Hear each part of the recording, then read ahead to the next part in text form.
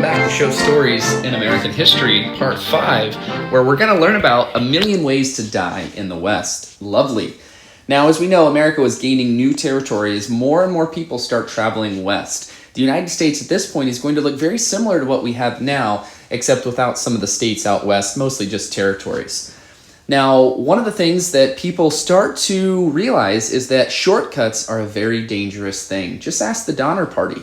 As they were traveling through the Sierra Nevada mountains, they're going to get stuck up in the mountains in a lot of snow.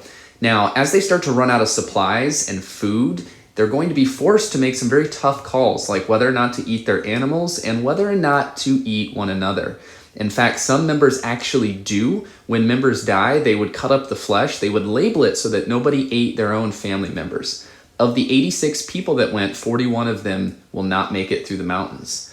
Now, back in Illinois and Missouri, there's a man named Brigham Young. He was the leader of the Mormon church. Mormons were going to be persecuted for their religion and chased out of Illinois and Missouri all the way to Salt Lake City. This is where they're going to establish themselves and become the number 2 most populous city out west.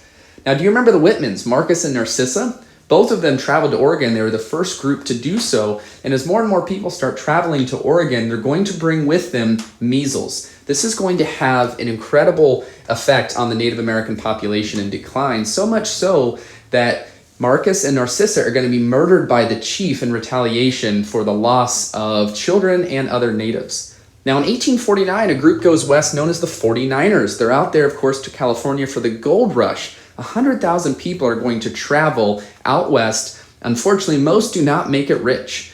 Now, this is going to have a big impact on the Native Americans out west. In 1849, there's 150,000, and just 20 years later, by 1870, less than 30,000.